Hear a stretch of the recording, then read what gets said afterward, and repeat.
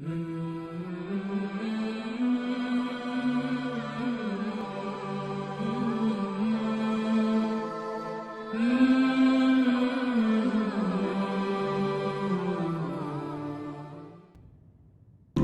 صلی اللہ علیہ وسلم نے فرمایا، انسان اللہ سے دعا مانگتا ہے، زندگی بھر مانگتا رہتا ہے، اور اللہ زندگی بھر دعاؤں کو قبول کرتے رہتے ہیں، لیکن اس کو نظر نہیں آ رہا ہوتا، اس کو نظر کہ اللہ اپنے طریقے سے دعا قبول کرتا ہے۔ اگر اللہ ایسے دعا قبول کرے نا، آپ نے ادھر کہا اے اللہ میری تنخواہ ڈبل کر دے، آفس گئے، باس نے کہا کہ جناب نئے وزیر اعظم نے جو اعلان کیا ہے اس کی منظوری ہو گئی، ٹھا ٹھا کر کے ایسے دعائیں قبول ہونا شروع ہو جائیں تو غیب پر ایمان ختم، پھر تو دعا کی ترغیب دینے کی ضرورت ہی نہیں رہے گی۔ سب لوگ مصلی لے کے مسجد میں آ جائیں گے، سارا دن دعائیں مانگتے رہیں گے۔ دعائیں تو لازمی قبول ہوتی ہیں، لیکن انداز وہ ہوتا ہے جو اللہ کرتے ہیں۔ اللہ کہتے ہیں میں اپنے طریقے سے کروں گا۔ اب اس کی بڑی لمبی چوڑی تفصیل ہے کہ کیسے قبول ہوتی ہے۔ بعض دفعہ جو چیز مانگ رہے ہیں اللہ وہی دے دیتا ہے آپ کو، بعض دفعہ اس کا متبادل دے دیتا ہے، آلٹرنیٹ دے دیتا ہے، بعض دفعہ نہ آلٹرنیٹ دیتا ہے نہ وہ چیز دیتا ہے۔ کوئی مصیبت آنے والی ہوتی ہے، اس دعا کی برکت سے اس مصیبت کو ٹال دیتا ہے۔ آپ اپنے بیٹے کے لیے، بچی کے لیے دعا مانگ رہے ہیں اس کو ٹھیک کر دے، وہ ٹھیک نہیں ہوئی لیکن دوسری نے بیمار ہونا تھا، اللہ نے اس سے وبا کو ٹال دیا۔ جن کا غیب پر ایمان ہوتا ہے وہ تو مانگتے ہیں، اللہ سے مانگتے ہیں۔ پتہ ہے بھائی یہ ہو نہیں سکتا کہ جس خدا نے کہا ہے کہ میرے سامنے ہاتھ اٹھاؤ، حدیث میں آتا ہے اللہ میں اتنی غیرت ہے کہ جب کوئی اللہ کے سامنے ہاتھ اٹھا کے مانگتا ہے تو اللہ کو خالی ہاتھ لوٹاتے ہوئے حیا آتی ہے، تو اللہ کو حیا آتی ہے کہ ان ہاتھوں کو خالی لوٹائے، دیتا ہے لازمی۔ تبھی ہم نے اہل اللہ کو دیکھا ہے کہ مانگتے بہت ہیں، بڑی لمبی لمبی دعائیں مانگتے ہیں۔ لوگ ان کو بے وقوف سمجھتے ہیں کہ یار یہ ہر وقت مصلی پہ دعائیں مانگتے رہتے ہیں لمبی لمبی، ملتا تو کچھ ہے نہیں۔ انہیں پتہ ہے کہ یہ بہت ملتا ہے اللہ سے مانگنے سے، لیکن اللہ کا انداز ایسا ہوتا ہے کہ صرف وہ مانگیں جن کو غیب پر یقین ہے۔ یعقوب علیہ السلام ساری زندگی مانگتے رہے اللہ تعالیٰ سے، اس مانگنے کا بدلہ کیا ملا ہے؟ دوسرا بیٹا بھی اللہ نے چھین لیا۔ عجیب بات ہے یا نہیں ہے؟ پہلا بیٹا گم ہوا تو اللہ سے اس کے ملنے کی دعائیں مانگتے رہے۔ دعا کیا قبول ہو رہی ہے؟ قحط پڑ گیا، کھانے پینے سے بھی گئے، اس سے بڑی مشکل، راشن لینے کے لیے بھیجا مصر اپنے بیٹوں کو، تو دوسرا بیٹا بھی بولو گیا، وہ بھی بادشاہ نے رکھ لیا۔ روتے روتے آنکھوں کی بینائی چلی گئی۔ آپ کی اولادیں آپ سے کیا کہنے لگی؟ تاللہ تفتأ تذکر یوسف، اللہ کی قسم آپ یوسف کو ابھی تک یاد رکھا ہوا ہے، حتی تکون حرضا او تکون من الہالکین، آپ کی جان نہ چلی جائے۔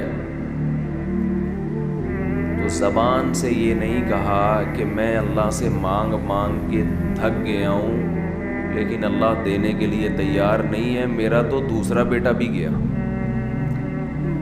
جب دوسرا بیٹا بھی گیا ہے نا، اس وقت یہ الفاظ کہیں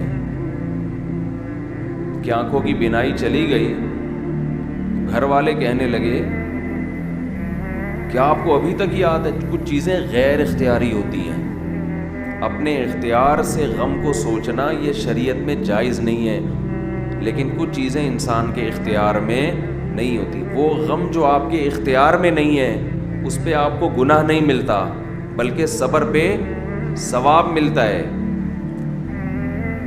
شریعت میں حکم یہ ہے کہ غم کو بھول جاؤ، اس کو ایک ہی چیز کو لے کے مت بیٹھے رہو.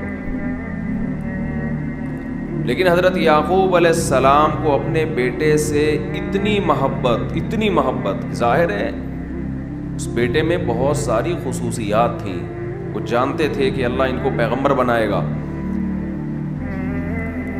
کہ اتنے عرصے کے بعد بھی آپ کے دل سے غم نہیں نکلا، لیکن اس غم کو لے کر زندگی گزار دی. کسی کے سامنے اللہ کی شکایت نہیں کی کہ میرے ساتھ کیا ہو رہا ہے. اور دعا قبول کیسے ہو رہی ہے کہ دوسرا بیٹا بھی گیا. بیٹوں نے آ کے بتایا کہ آپ کے بیٹے نے چوری کی تھی جس کی وجہ سے بادشاہ نے اس کو رکھ لیا. قال بل سولت لکم انفسکم امرا. باپ نے کہا تم نے جیسے پہلے ایک کہانی گڑھی تھی دوبارہ سے ایک کہانی گڑھ لی ہے.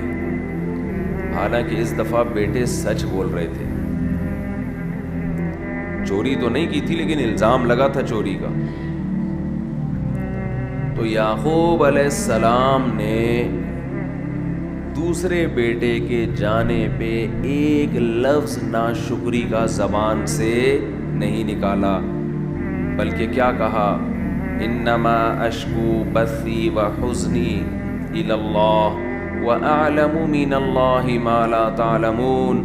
میں اپنا غم تمہارے سامنے بیان نہیں کرتا، صرف اللہ کے سامنے بیان کرتا ہوں، اور اللہ کے بارے میں وہ کچھ جانتا ہوں جو تم نہیں جانتے. کیا مطلب؟ وہ مجھے تسلی دے رہا ہے، اس میں خیر ہوگی. ہمارا کام ہے مانگنا، بھکاری ہیں.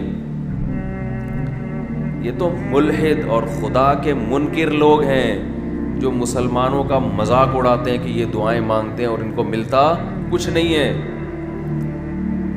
او بھائی ہمیں اس سے غرض ہی نہیں ہے کہ رب کیسے دے رہا ہے. ہمیں اس نے پابند بنا دیا مانگو، تو ہمیں اہل اللہ کو تو مزہ اس سے آتا ہے کہ اس نے ہمیں بول دیا مانگو، وہ نہ بھی دے، مانگنا ہی ہمارے لیے سب کچھ ہے. تو میں جو بات عرض کر رہا تھا وہ یہ تھی کہ یعقوب علیہ السلام مانگتے رہے، پھر دوسرا بیٹا بھی چھن گیا. تو کوئی لفظ مایوسی کا زبان سے نہیں نکالا.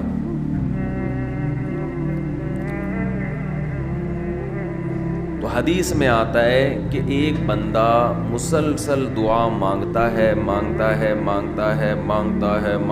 اور اللہ قبول کرتا ہی رہتا ہے، یہاں تک کہ یہ بندہ ایک دن زبان سے ایک لفظ نکالتا ہے، کیونکہ اس کو قبول ہوتے ہوئے نظر نہیں آ رہی ہوتی نا دعا. یہ زبان سے کیا لفظ نکالتا ہے کہ میں دعا مانگتا ہوں مگر اللہ قبول بولو نہیں کرتا. جیسے معاذ اللہ نقل کفر کہ یعقوب علیہ السلام اگر کہہ دیتے کہ اللہ کئی سال سے دعا مانگ رہا تھا بیٹا مل جائے مگر تو نے تو دوسرا بھی چھین لیا، لہذا ثابت یہ ہوا کہ میں مانگتا تو ہوں لیکن اوپر والا قبول بولو نہیں کرتا. اگر یہ لفظ زبان سے نکالتے جیسے کہ آج کل لوگ نکالتے ہیں زبان سے، تو حدیث میں آتا ہے یہ جو جملہ زبان سے نکالا ہے اس کے بعد سے اللہ قبول کرنا چھوڑ دیتے ہیں. اس سے پہلے ہو رہی تھی، آپ نے یہ لفظ کہہ دیا اس کو ہلکا سمجھ کے. اللہ کے ترازو میں یہ کلمہ، یہ چھوٹا سا جملہ بہت بھاری ہے اللہ کی غضب کو دعوت دینے کے لیے. اللہ کہتے ہیں مجھے تانا دے دیا کہ میں قبول نہیں کرتا.